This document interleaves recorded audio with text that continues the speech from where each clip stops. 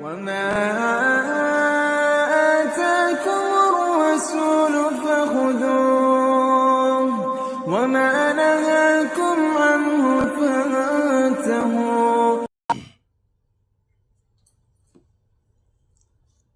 السلام علیکم ورحمۃ اللہ وبرکاتہ. الحمد للہ رب العالمین والصلاة والسلام الأتمان الأكملان على محمد خاتم النبیین وعلى آلہ وصحبہ الغر الميامین ومن تبعهم وتابعیہم بإحسان إلى یوم الدین. اما بعد، رب اشرح لي صدری ويسر لي امری واحلل عقدة من لسانی يفقهوا قولی. رب زدنی علما سبحانك لا علم لنا إلا ما علمتنا إنك أنت العليم الحكيم. يا معلم إبراهيم علمني كما علمت ويا مفهم سليمان فهمني كما فهمت. مشاہدین کرام، فیس بک، یوٹیوب اور دیگر چینلز پر ہمارے ساتھ آن لائن جڑے ہوئے سامعین کرام، ناظرین اعظام، السلام علیکم ورحمۃ اللہ وبرکاتہ. سب سے پہلے آپ سب کی خدمت میں ماہ مبارک کی مبارکباد پیش کرتا ہوں. اللہ رب العالمین نے ہم سب کی دعاؤں میں تاثیر پیدا کی اور پھر سے ایک رمضان ہدیے اور تحفے کے طور پر ہمیں عنایت فرمایا. اللہ رب العالمین کی اس گراں قدر عطیے پر ہم تہہ دل سے اللہ رب العالمین کا شکر ادا کرتے ہیں اور اللہ رب العالمین سے دعا کرتے ہیں کہ جیسے اللہ رب العالمین نے اس ماہ مبارک میں ہمیں داخل فرمایا، ہمیں اس ماہ مبارک کو دیکھنا نصیب فرمایا، ویسے ہی ہم اللہ رب العالمین سے دعا کرتے ہیں کہ اللہ رب العالمین اس ماہ مقدس کی برکات اور فیوض سے اللہ رب العالمین ہمیں اپنا دامن بھرنے کی توفیق بھی عنایت فرمائے اور ہمیں زیادہ سے زیادہ کار خیر میں بڑھ چڑھ کر حصہ لینے کی توفیق عطا فرمائے، قرآن کی تلاوت کرنے والا بنائے، صلوات کی وقت پر پابندی کے ساتھ ادائیگی کی توفیق عطا فرمائے، نوافل کے اہتمام کی توفیق عطا فرمائے اور خاص طور پر سنن رواتب اور نوافل میں جو درجہ تراویح کا ہے، جو اس ماہ مبارک کی ایک خاص چیز ہے، اللہ رب العالمین ان نوافل کا اور ان نمازوں کے اہتمام کا بھی ہمیں خوگر بنائے. اللہ رب العالمین ہمیں صدقات و خیرات کرنے کی توفیق عطا فرمائے اور پھر اللہ رب العالمین ان اعمال کی توفیق دینے کے بعد ان اعمال کو ہم سے قبول بھی فرمائے. ایک لمبے وقفے کے بعد اربعین نوویہ کے درس میں آج پھر آپ سے مخاطب ہوں. ہمارا جو درس چل رہا تھا وہ امام نووی کی اربعین نوویہ کی دوسری حدیث، جسے حدیث جبریل کے نام سے جانا جاتا ہے، اس میں چل رہا تھا. اور اس حدیث کے اندر جو حدیث کے ذخیرے کے اندر وہی درجہ رکھتی ہے جو مصحف کے اندر سورہ فاتحہ کا درجہ ہے، جیسا کہ آپ کو بتایا جا چکا ہے بارہا. اور اس وجہ سے اس عظیم حدیث کے جو مقاصد ہیں، اس کے جو اہداف ہیں، اس کے جو جوانب ہیں، ان پر ذرا سا تفصیل کے ساتھ آپ کے سامنے گفتگو پیش کی جا رہی تھی. اس میں اسلام کے ارکان بیان کیے گئے، ایمان کے ارکان بیان کیے گئے، احسان کے بارے میں گفتگو کی گئی. اس کے علاوہ قیامت کی نشانیوں کے بارے میں اللہ کے رسول صلی اللہ علیہ وسلم سے جبریل نے سوال کیا اور آپ صلی اللہ علیہ وسلم نے جواب عطا فرمایا.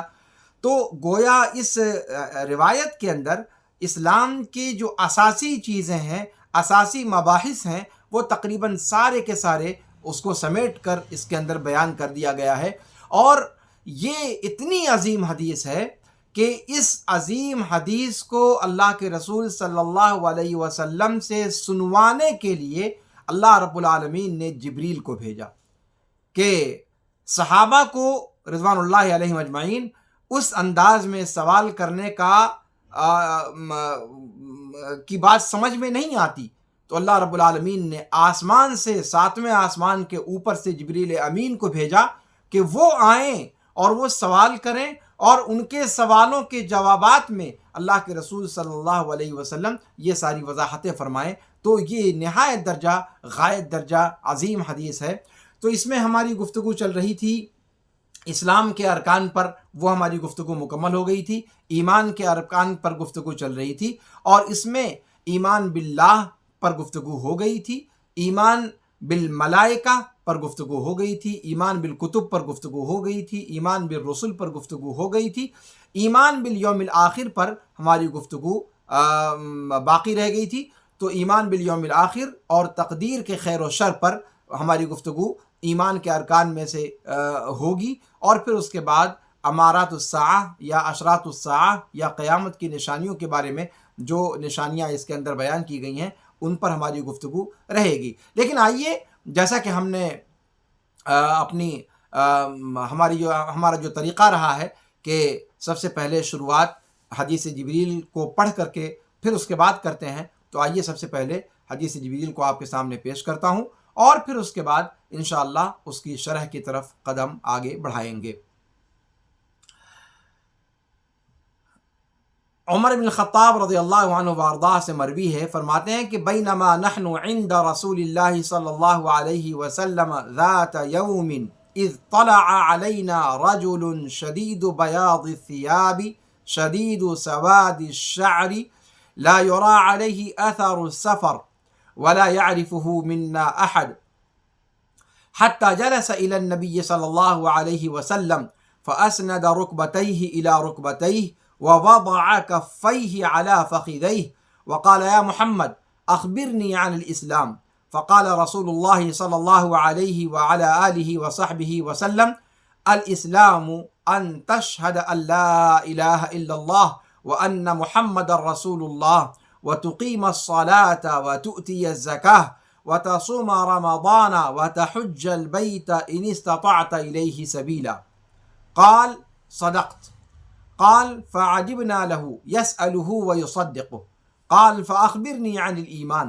قال أن تؤمن بالله وملائكته وكتبه ورسله واليوم الآخر وتؤمن بالقدر خيره وشره. قال صدقت. قال فأخبرني عن الإحسان. قال أن تعبد الله كأنك تراه فإن لم تكن تراه فإنه يراك. قال فأخبرني عن الساعة.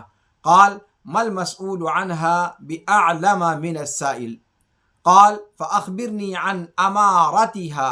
قال أن تلد الأمة ربتها وأن ترى الحفاة العراة العالة رعاء الشاء يتطاولون في البنيان. قال ثم انطلق فلبثت مليا ثم قال لي يا عمر أتدري من السائل؟ قلت الله ورسوله أعلم. قال فإنه جبريل أتاكم يعلمكم دينكم.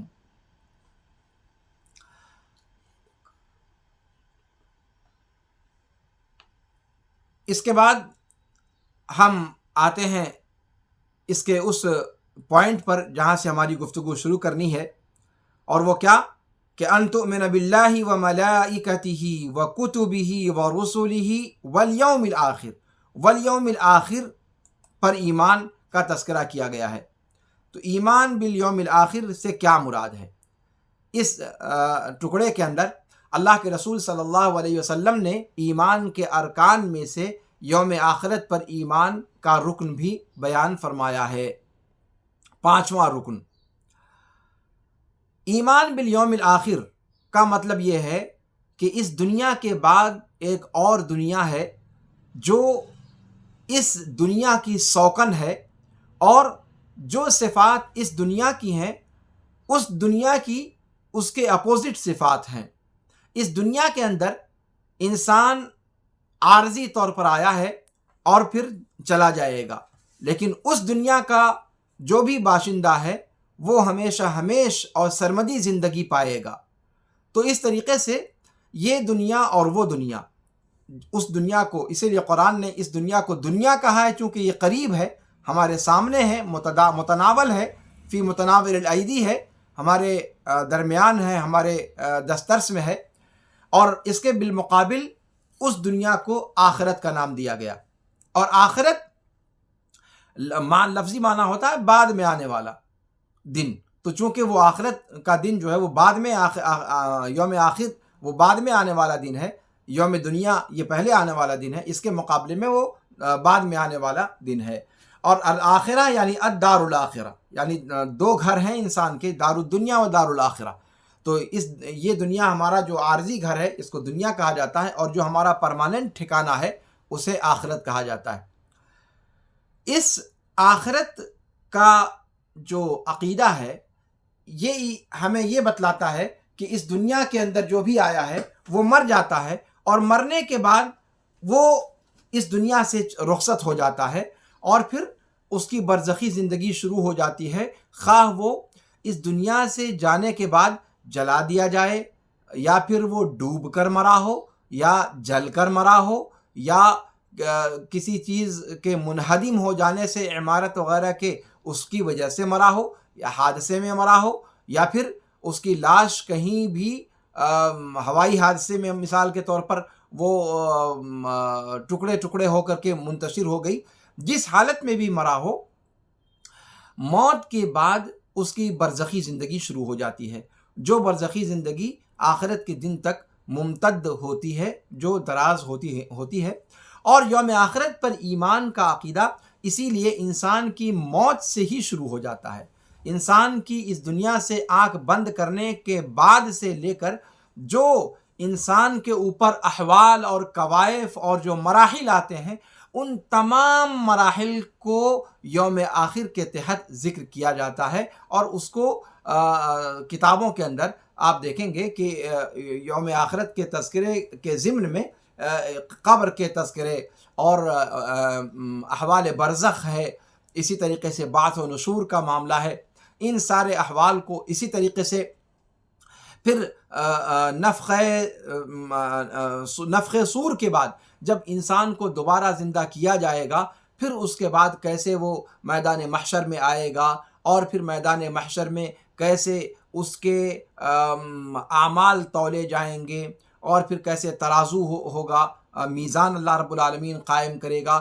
اسی طریقے سے انسان کے اعمال نامے انسانوں کے ہاتھوں میں سونپے جائیں گے، حساب و کتاب ہوگا، اور اچھے اعمال ہوں گے تو دائیں ہاتھ میں اعمال نامہ دیا جائے گا، اور اگر برے اعمال ہوں گے تو بائیں ہاتھ میں اعمال نامہ دیا جائے گا، اور پھر کس طریقے سے پل صراط پر گزرنا ہوگا، پھر اس طریقے سے جو اور سارے مراحل ہیں، یہ سارے کے سارے مراحل، پھر حوض کوثر پر ساری خلقت پہنچے گی۔ یہ سارے معاملات یوم آخرت سے پہلے کے ہیں، لیکن ان کو یوم آخرت کے ضمن میں ہی ذکر کیا جاتا ہے، اس لیے کہ اس دنیا سے جانے کے بعد یہ احوال پیش آتے ہیں۔ تو یوم آخرت پر ایمان، جس کا ذکر جبریل امین نے اس حدیث شریف میں اللہ کے رسول صلی اللہ علیہ وسلم سے سوال کیا تھا، اور اللہ کے رسول نے جواب میں اس کو ذکر کیا کہ یوم آخرت پر ایمان یہ ایمان کے ارکان میں سے ایک رکن ہے۔ تو یہاں یوم آخرت پر ایمان کے ضمن میں ان سارے مراحل پر ایمان لانا مطلوب اور مقصود ہے۔ صرف یہ نہیں کہ یوم آخرت میں جب انسان پہنچ جائے گا اللہ رب العالمین کے پاس تو یا جنت ہوگا یا جنت ہوگی یا جہنم ہوگی، ایسا معاملہ نہیں۔ اس سے پہلے کے جو مراحل ہیں وہ تمام کے تمام یوم آخرت کے ضمن میں ہی شمار کیے جاتے ہیں اور اسی کے تابع ہیں۔ یوم آخرت کا مشرکین انکار کرتے ہیں۔ ہم لوگ بھی جس علاقے میں رہتے ہیں وہاں آپ جانتے ہیں کہ آس پاس جو قومیں بستی ہیں ان کا عقیدہ آوا گون کا عقیدہ ہے، یعنی وہ اس دنیا ہی کو پرماننٹلی مانتے ہیں، اسی کو مستقل مانتے ہیں کہ انسان مرنے کے بعد بھی اسی دنیا، انسان کے مرنے کے بعد پھر دوبارہ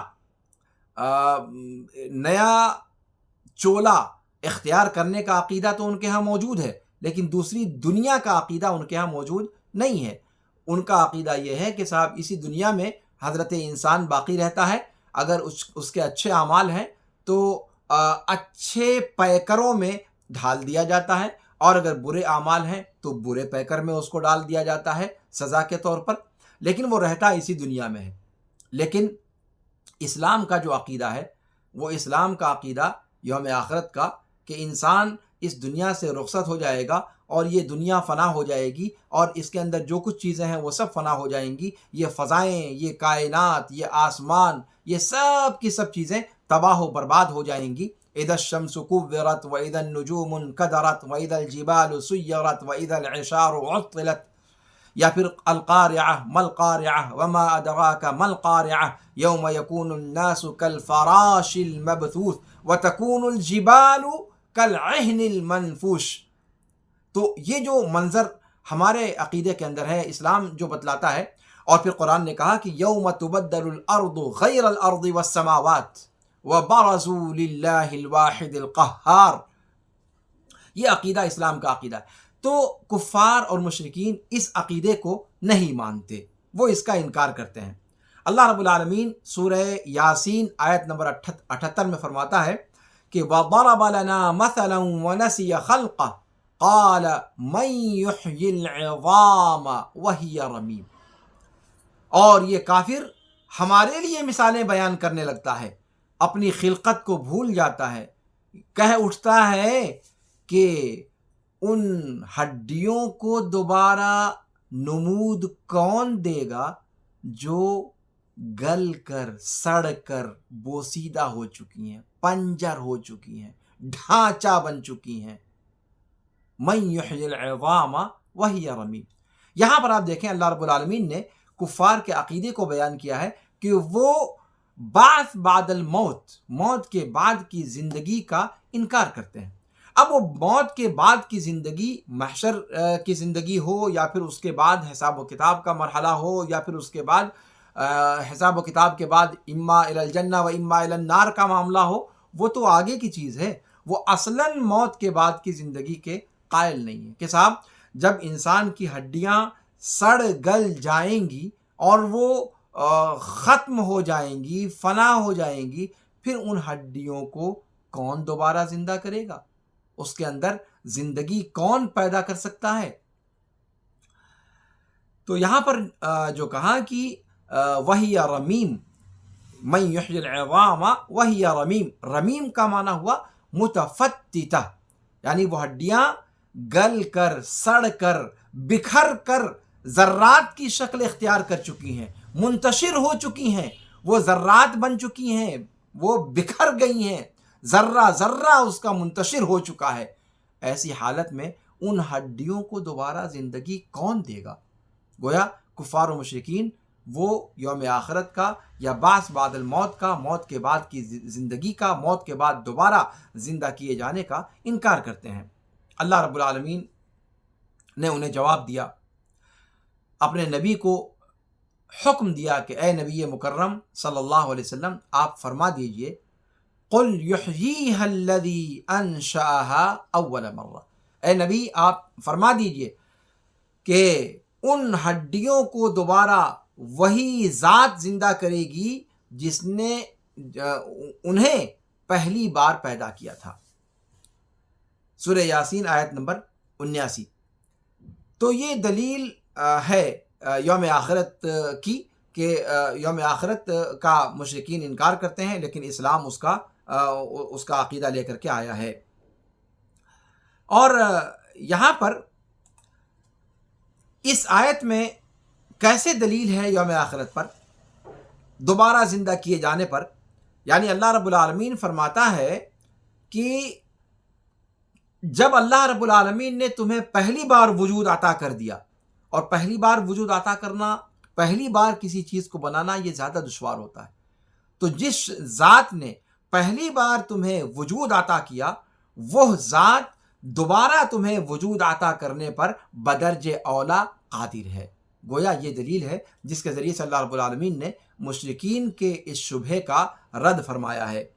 اسی طریقے سے اللہ رب العالمین سورہ روم آیت نمبر 27 میں فرماتا ہے کہ وَهُوَ الَّذِي يَبْدَأُ الْخَلْقَ ثُمَّ يُعِيدُهُ وَهُوَ أَهْوَنُ عَلَيْهِ، وہی وہ ذات ہے جو مخلوقات کو از سر نو، نئے سرے سے پہلی بار پیدا کرتا ہے۔ پہلی بار یبدأ الخلق، جو پہلی بار مخلوقات کو پیدا اللہ ہی کی ذات ہے جو پیدا کرتی ہے، اور پھر وہی ذات اسے دوبارہ لوٹائے گی. ثم یعیدہ، اور یہ لوٹانا اس کے لیے زیادہ آسان ہے. تو اگر پیدا کرنا اللہ کے لیے آسان ہے، جس کا تم بھی اقرار کرتے ہو اے مشرکو، تو دوبارہ پیدا کرنا تو عقل اور منطق اور لاجک کہتی ہے کہ دوبارہ کسی چیز کو بنانا زیادہ آسان ہوتا ہے. جب پہلی بار بنانے کو تم آسان سمجھتے ہو تو دوسری بار بنانے کو مشکل کیسے سمجھتے ہو؟ پہلی بار بنانا، پہلی بار وجود دینا تمہارا اگر اللہ کے لیے آسان تھا تمہارے اقرار کے مطابق، تو پھر اللہ رب العالمین دوبارہ تمہیں زندہ کیسے نہیں کر سکتا؟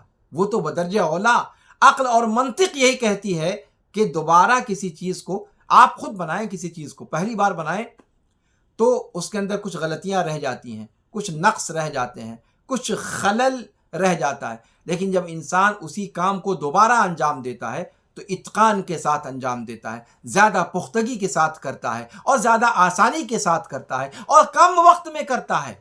تو وَلِلَّهِ الْمَثَلُ الْأَعْلَى، تو اللہ رب العالمین کی ذات جس نے حضرت انسان کو پہلی بار پیدا کیا، تو پہلی بار کا پیدا کرنا اگر تم اسے، جبکہ وہ حقیقت میں مشکل ہے لیکن تم کہتے ہو کہ اللہ کے لیے وہ آسان ہے اور حقیقت میں آسان ہے، تو پھر دوبارہ اللہ کا پیدا کرنا تمہیں وہ تم کیسے نہیں مانتے ہو؟ وہ تو اور زیادہ بدرجہ اولا وہ آسان ہوا. تو کہتے ہیں کہ اللہ رب العالمین پر پہلی بار پیدا کرنا بھی آسان ہے، دوبارہ پیدا کرنا بھی آسان ہے. اور یہ پہلی دلیل ہے جو اللہ رب العالمین نے ذکر فرمائی ہے بعث کا یا موت کے بعد کی زندگی کا انکار کرنے والوں کے رد میں. دوسری دلیل اللہ رب العالمین فرماتا ہے سورہ یاسین میں آیت نمبر 79 میں، وَهُوَ بِكُلِّ خَلْقٍ عَلِيمٍ. اللہ رب العالمین اپنی ساری مخلوقات کے بارے میں A to Z پتہ رکھنے والا ہے، باریک بینی سے ان کے بارے میں آگاہ ہے، خبر رکھنے والا ہے، باخبر ہے. وہ جانتا ہے کہ کیسے پیدا کرے اس مخلوق کو، اور اس مخلوق کے پیدا کرنے پر قادر ہے. تو تم کیسے کہتے ہو کہ یہ چیز ممتنع ہے، یہ چیز ناممکن ہے، محال ہے؟ پھر اللہ رب العالمین نے فرمایا الذی جعل لکم من الشجر الاخضر نارا فاذا انتم منہ توقدون. اے قیامت کا انکار کرنے والو، وہی اللہ کی ذات ہے جس نے تمہارے لیے اور تمہارے علاوہ لوگوں کے لیے ہرے بھرے درخت سے آگ کو نکالا. حجاز میں، مکہ اور مدینہ اور طائف کے علاقے میں ایک درخت ہوتا تھا جسے مرخ اور عفار کہا جاتا تھا. اس درخت کی ٹہنی کو لے کر اس پر جب پتھر گھسا جاتا تھا تو آگ روشن ہو جاتی تھی، باوجود کہ وہ درخت ہرا بھرا ہوتا تھا اور تری ہوتی تھی، اس کے اندر تراوٹ ہوتی تھی. جو درخت ہوتا ہے تو تراوٹ تو رہے گی، اور ٹھنڈا ہے، اس کی تاثیر کیا ہوتی تھی؟ ٹھنڈی ہوتی تھی، وہ درخت ٹھنڈا رہتا تھا. اور یہ تینوں چیزیں، ہرا بھرا ہونا، کیا نام ہے، تر ہونا، رطب ہونا، اس کا اندر نمی کا ہونا، اور ٹھنڈا ہونا، ٹھنڈک اس کے اندر پایا جانا، یہ تینوں چیزیں آگ کی دشمن ہیں. لیکن اس کے باوجود اللہ رب العالمین جب پتھر اس پہ گھسا جاتا تھا تو آگ کے شعلے نکلنے لگتے تھے، چنگاریاں نکلنے لگتی تھی، اور اس سے وہ آگ جلایا کرتے تھے. تو جب اللہ رب العالمین اتنی تمہارے نزدیک جو محال چیز ہے اس میں سے اللہ رب العالمین ایک چیز کو ممکن وجود دے سکتا ہے، تو پھر انسان کو دوبارہ پیدا کرنا انسان کے لیے کیا مشکل ہے؟ اللہ رب العالمین جیسے یہاں ایک اپوزٹ چیز سے اپوزٹ چیز کو نکال رہا ہے، ایک ٹھنڈی چیز سے انتہائی گرم چیز کو، ایک تر چیز سے انتہائی خشک چیز کو، ایک ہری بھری چیز سے اسے تہوبالا کر دینے والی، خاکستر کر دینے والی چیز کو نکالتا ہے، ضد کو ضد سے نکالتا ہے. وہ بدرجہ اولا اس بات پر قادر ہے کہ کسی چیز کو بعین ہی لوٹا دے. پھر اللہ رب العالمین نے فرمایا کہ فَإِذَا أَنْتُم مِّنْهُ تُوقِدُونَ، پھر اس سے تم اپنے اپنے گھروں میں آگ روشن کرتے ہو۔ تو کہا کہ یہ تمہارے لیے مشکل کام ہے، تمہاری سمجھ کے اعتبار سے یہ چیز مشکل ہے، لیکن اللہ رب العالمین کے لیے یہ کام چندہ مشکل نہیں ہے۔ اسی طریقے سے اللہ رب العالمین نے تیسری دلیل قرآن و سنت کے اندر جو ذکر فرمائی ہے، اللہ نے قرآن کے اندر بیان فرمائی ہے کہ اللہ رب العالمین سورہ یاسین آیت نمبر 81 میں فرماتا ہے کہ اَوَلَيْسَ الَّذِي خَلَقَ السَّمَاوَاتِ وَالْأَرْضَ بِقَادِرٍ عَلَىٰ أَن يَخْلُقَ مِثْلَهُم، کہ کیا وہ ذات جس نے آسمان و زمین کی تخلیق کی اس بات پر قادر نہیں ہے کہ ان جیسوں کو پیدا کرے؟ جواب یقینی طور پر اگر انسان دیکھے گا آسمان کی بے کراں وسعتوں کو، اس کی پنہائیوں کو، اور زمین کے تاحد نگاہ پھیلے ہوئے سلسلے کو، ان جیسی عظیم چیزوں کو جس ذات نے پیدا کیا، اس جیسی عظیم ذات حضرت انسان، کیا پڈی اور کیا پڈی کا شوربہ، اس انسان کو دوبارہ اللہ تعالیٰ پیدا نہیں کر سکتا؟ عقل کیا کہتی ہے؟ بلا۔ اسی لیے کہا کہ اگر انسان غور کرے گا، اگر وہ سلیم الفطرت ہے تو اس کا جواب ہوگا بلا، کہ آسمان و زمین جیسی مخلوقات، جیسی تخلیق جو کر سکتا ہے، وہ انسان کو دوبارہ پیدا کیوں نہیں کر سکتا، چند فٹے انسان کو؟ تو کہا کہ اللہ رب العالمین نے خود ہی جواب دیا کہ بلا وَهُوَ الْخَلَّاقُ الْعَلِيمُ، کیوں نہیں پیدا کر سکتا جبکہ وہ بہت زیادہ پیدا کرنے پر قدرت رکھنے والا اور جاننے والا ہے۔ یعنی پوری خلقت کو مکمل طریقے پر، کامل طریقے پر پیدا کرنے والا ہے، اور وہ اس پر پورے طور پر قادر ہے۔ انما امرہ اذا اراد شیئا ان یقول له کن فیکون، اس کا معاملہ تو یوں ہے کہ جب وہ کسی تخلیق کا ارادہ کرتا ہے تو صرف کن کہہ دیتا ہے اور وہ چیز وجود پذیر ہو جاتی ہے۔ صرف کن کہنے کی دیر ہے اور وہ چیز وجود پذیر ہو جاتی ہے اپنی مکمل تخلیق کے ساتھ۔ تو اسے کوئی چیز عاجز نہیں کر سکتی۔ اگر کسی موجود کو وہ کہہ دے کہ معدوم ہو جا، فنا ہو جا، یک لخت فنا ہو جائے۔ کسی معدوم کو حکم دے دے کہ ہو جا، وہ فوراً ہو جاتی۔ موسیٰ علیہ السلام کے قصے کو اگر آپ دیکھیں تو آپ کو اندازہ ہوگا اللہ رب العالمین کی قدرت کا، کہ یوم آخرت کا انکار کرنے والے کس عقل اور منطق سے یوم آخرت کا انکار کرتے ہیں۔ موسیٰ علیہ السلام کے قصے میں آپ دیکھیں کہ کیسے موسیٰ علیہ السلام ایک گہرے دریا پر کھڑے تھے، اللہ نے حکم دیا کہ اے موسیٰ اپنے ڈنڈے کو اس دریا پر دے مارو۔ یک بارگی انہوں نے اٹھایا ڈنڈا اور دے مارا، اور ڈنڈے کی لمبائی کیا ہوتی ہے ہم سبھی لوگ جانتے ہیں۔ وہ ڈنڈا، کون سا ڈنڈا؟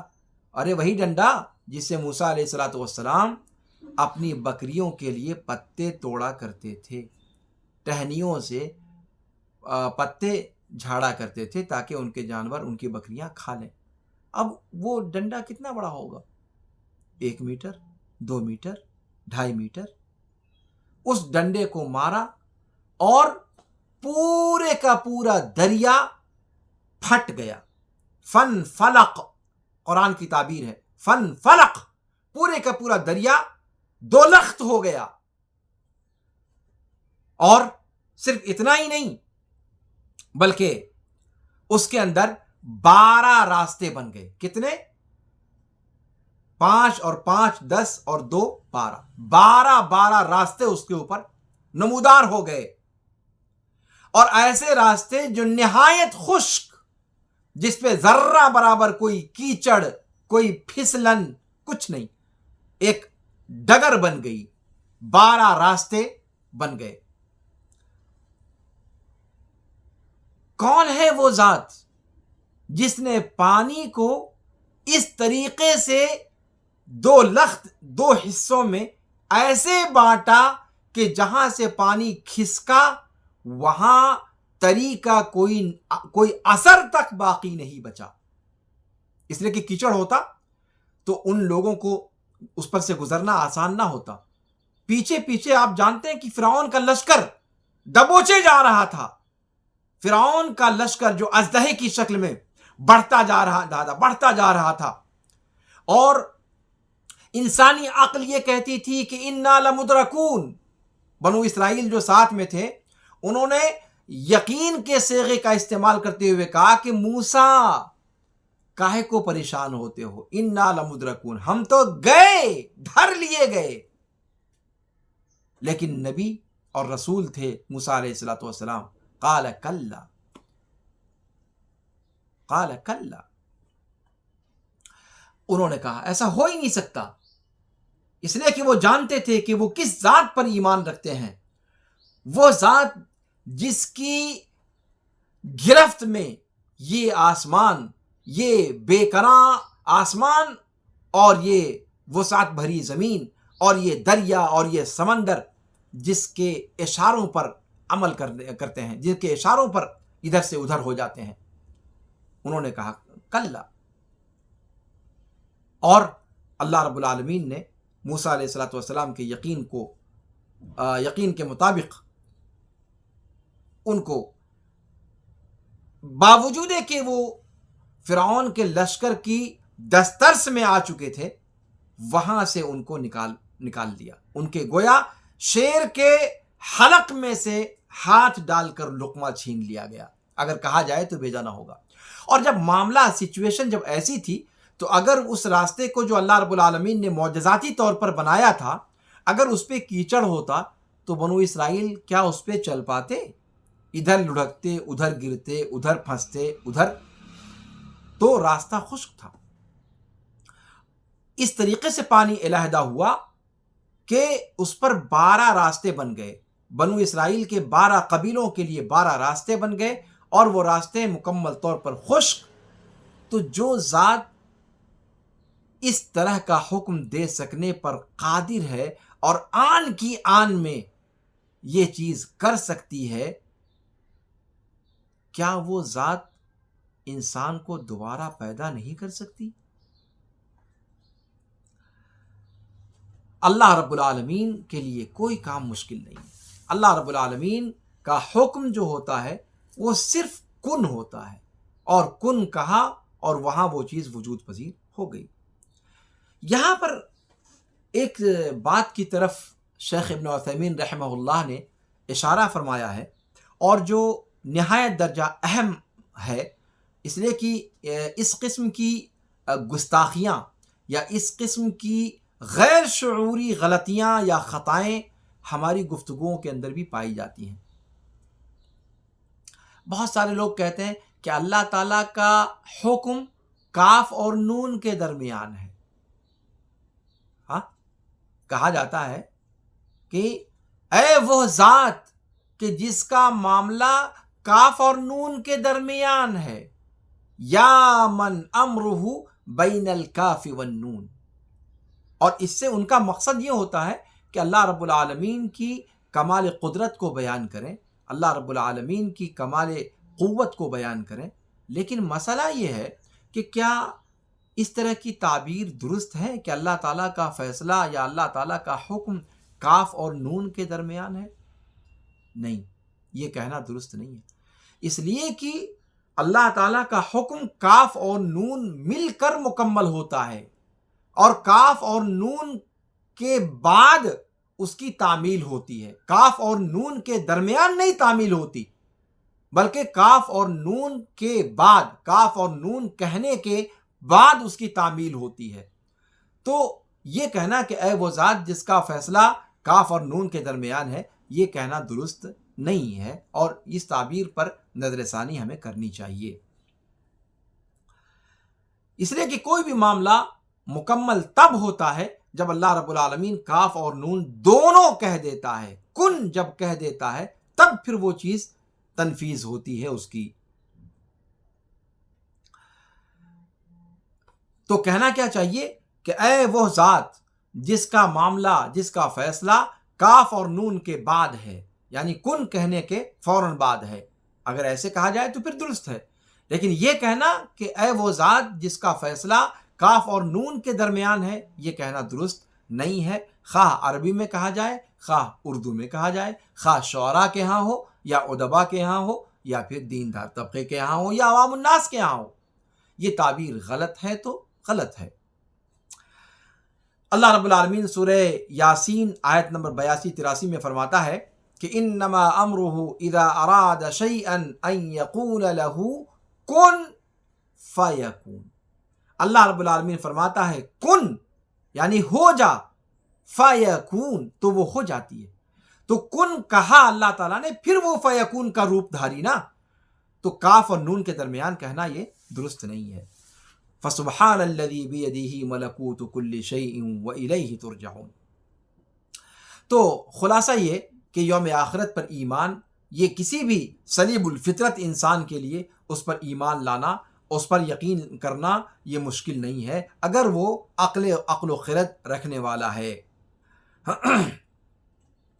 اللہ رب العالمین نے فرمایا قیامت کا دن کیسے آئے گا، کہا کہ وہ بھی یکلخت آئے گا، اسٹیپ بائی اسٹیپ نہیں۔ ان کانت الا صیحۃ واحدہ فاذا ہم جمیع لدینا محضرون۔ وہ تو بس ایک چیخ ہوگی اور ساری کی ساری خلقت یوں آئی، ہاں تو آئی، جیسے وہ آواز، وہ چیخ سنے گی اور ساری خلقت دوڑتے بھاگتے اکٹھا ہو کر پہنچ جائے گی بارگاہ میں۔ تو ایمان بالیوم الآخر کا مطلب یہ ہے۔ اور ایمان بالیوم الآخر کے بارے میں نے بتایا کہ اس کے اندر یوم آخرت میں جو چیزیں پیش آنی ہیں وہ تو بعد کی ہیں، اس سے پہلے کے مراحل میں موت کے وقت اور موت کے بعد جو قبر کے اندر اللہ رب العالمین کی جانب سے اگر وہ میت نیک ہے تو جنت کی کھڑکیاں کھول دی جاتی ہیں، جنت کا بستر لایا جاتا ہے، جنت کی خوشبو آنے لگتی ہے اور وہ ناز و نعم کے اندر ہوتا ہے، قبر کے اندر آسائشوں کے اندر ہوتا ہے۔ اگر وہ برا ہے تو کس طریقے سے اس کی قبر تنگ کر دی جاتی ہے اور پھر کیسے اس کے اندر جہنم کی کھڑکی کھول دی جاتی ہے، جہنم کی بدبو اس کے ہاں آنے لگتی ہے، جہنم کا لباس اس کے لیے لایا جاتا ہے۔ یہ ساری کی ساری جو عذاب فتنت قبر جس کو قرآن اور حدیث میں کہا گیا، حدیث میں اللہ کے رسول صلی اللہ علیہ وسلم نے فرمایا ہے، اور جو قبر کے اندر نعمتیں اور قبر کے اندر جو عذاب دیا جاتا ہے برزخی زندگی میں، ان پر ایمان بھی یوم آخرت کے ایمان کے ضمن میں ہی اس کو مانا جائے گا، اور ان تمام چیزوں پر ایمان لانا ضروری ہے۔ پھر اس کے بعد دوبارہ زندہ کیا جائے گا، بعث کا دن جو آئے گا، جب اللہ رب العالمین اسرافیل کو کہیں گے کہ سور پھونکو، اور وہ سور پھونکیں گے اور پھر پوری کی پوری خلقت دوبارہ اٹھ کھڑی ہوگی، اور پھر اس کے بعد حشر، میدان محشر کی طرف سب رواں دواں ہوں گے، وہاں حساب و کتاب ہوگا، وہاں میزان ہوگا جس پر اعمال تولے جائیں گے، اور پھر میدان محشر کے اندر جو صورتحال ہوگی، سورج جو انسان کے سر سے سوا نیزے پر ہوگا، اور پھر اس کے بعد پل صراط کا معاملہ جو جہنم کے اوپر نصب کیا جائے گا، اور وَإِن مِّنكُمْ إِلَّا وَارِدُهَا كَانَ عَلَىٰ رَبِّكَ حَتْمًا مَّقْضِيًّا، نیک ہوں یا برے ہوں، جو بھی ہوں، سب کو اس پر سے گزرنا ہوگا، اور اپنے اپنے اعمال کے اعتبار سے رفتار پکڑیں گے وہ اس کے اوپر۔ تو کوئی بجلی کی رفتار سے جائے گا، کوئی تیز چلنے والی ہوا کی رفتار سے جائے گا، کوئی تیز رفتار گھوڑے کی رفتار سے گزرے گا، اور اس طریقے سے جو تدریجاً اس کے اندر ذکر کیا گیا ہے۔ اور جس کو جتنا اس کے اوپر پار کرنے میں تاخیر ہوگی اتنا زیادہ وہ زخمی ہو جائے گا، چونکہ جہنم کے کلالیب پکڑ پکڑ کر کے اس کو نوچ رہے ہوں گے، اس کا گوشت، پوست، ہڈی پڈی سب اس کا جو ہے انجر پنجر ڈھیلا کر دیں گے۔ اور تو اس طریقے سے وہ سارا کا سارا واقعہ ہے۔ اور کیسے منافقین، چونکہ وہ اس دنیا میں دکھاوے کے لیے اعمال کرتے تھے، وہ مسلمان تھے نہیں، تو ان کے لیے کوئی نور نہیں ہوگا، اور وہ پل صراط مکمل طور پر بال سے باریک اور تلوار کی نوک سے بھی زیادہ دھاردار ہوگا، جیسا کہ اللہ کے رسول صلی اللہ علیہ وسلم کی صحیح روایت میں اس کی صفت بیان کی گئی ہے. اور وہ اتنا باریک، بال سے باریک اور تلوار کی دھار سے زیادہ تیز وہ پل صراط نصب کیا جائے گا جہنم کے متن پر، جہنم کی پشت پر. اور جہنم کا جو اوپر کا وہاں کا حصہ ہے وہ نہایت درجہ اماوس کی رات سے بھی زیادہ سیاہ ہوگا. یعنی اس کی آگ کی شدت، اس جو ہم آگ دیکھ رہے ہیں آپ، یہ جہنم کی آگ کے مقابلے میں صرف 1% ہے. جہنم کی آگ اس سے 99% زیادہ تیز ہے.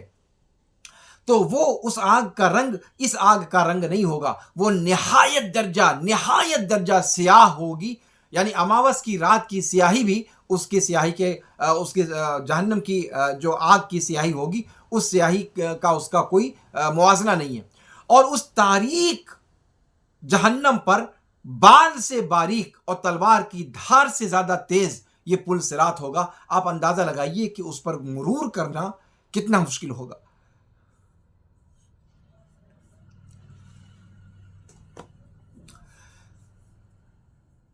اور یہ پل صراط، اس پر نہ کوئی نبی بچے گا، نہ کوئی ولی بچے گا، نہ کوئی صالح بچے گا، نہ کوئی شہید بچے گا. کسی کو بھی اس سے مفر نہیں ہے. وَإِن مِّنكُمْ إِلَّا وَارِدُهَا كَانَ عَلَى رَبِّكَ حَتْمًا مَقْضِيًّا.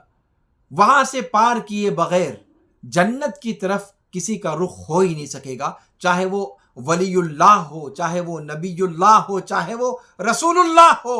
اور رسول اللہ چھوڑیے، اولو العزم پیغمبروں کو بھی نہیں بخشا جائے گا. کوئی ایسا نہیں ہے. وَإِن مِّنكُمْ نفی کے سیاق میں وہاں پر جو ہے اللہ رب العالمین نے فرمایا وَإِن مِّنكُمْ إِلَّا وَارِدُهَا. نفی اور استثناء یہ قصر کا صیغہ ہوتا ہے، حصر کا اسلوب ہوتا ہے.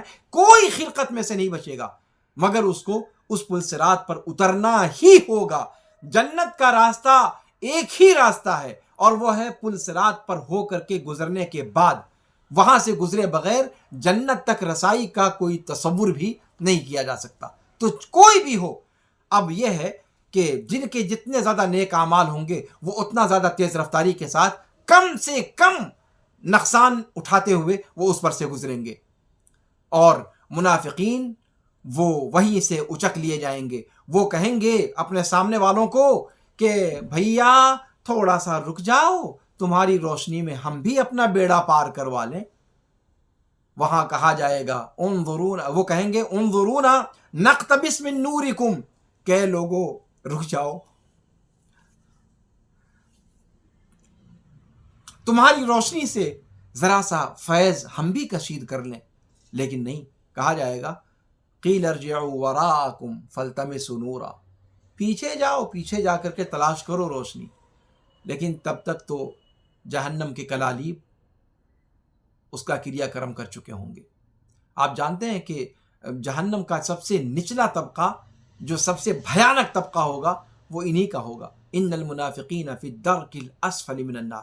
کفار و مشرکین سے بھی زیادہ جو گئے گزرے ہیں انجام کے اعتبار سے وہ منافقین ہیں.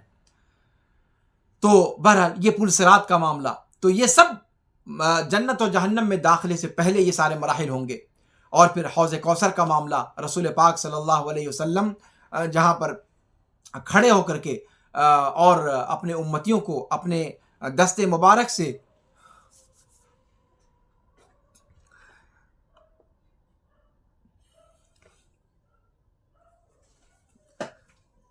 جام کوثر پلائیں گے. تو یہ سارے کے سارے جو مراحل آنے والے ہیں، ان سارے مراحل کا تذکرہ اسی ایمان بالیوم الآخر کے ضمن میں آتا ہے. ان ساری چیزوں پر ایمان ہمیں لانا ضروری ہوگا اگر ہم ایمان بالیوم الآخر رکھتے ہیں.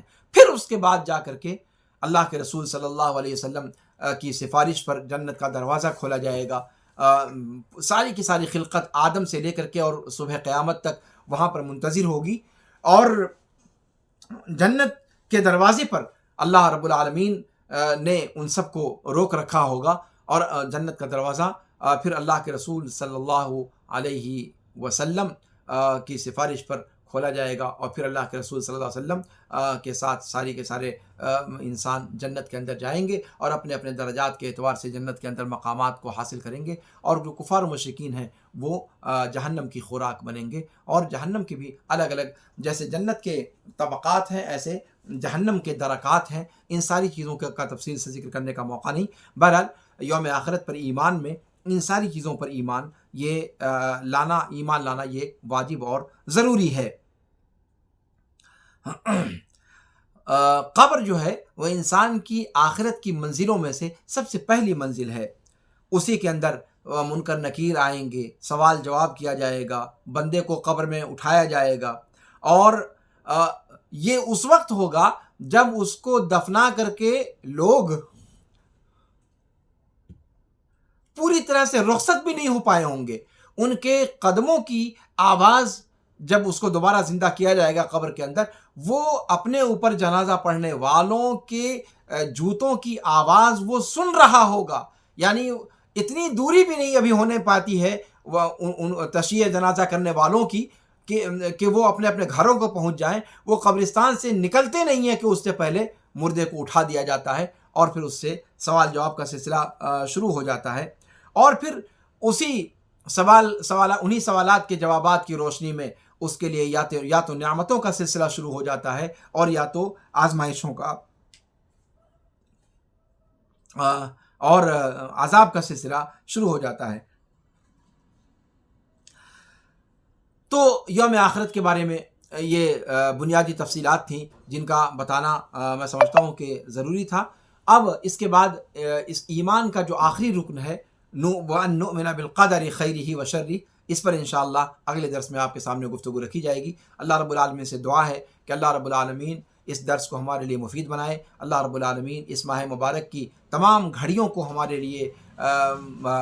لیے مبارک بنا دے، اور زیادہ سے زیادہ ان کے فیوض و برکات سے اپنا دامن بھرنے کی ہمیں توفیق اور سعادت نصیب فرمائے۔ ھذا وصلی اللہ وسلم علی نبینا محمد وعلی آلہ وصحبہ اجمعین، والسلام علیکم ورحمۃ اللہ تعالی وبرکاتہ۔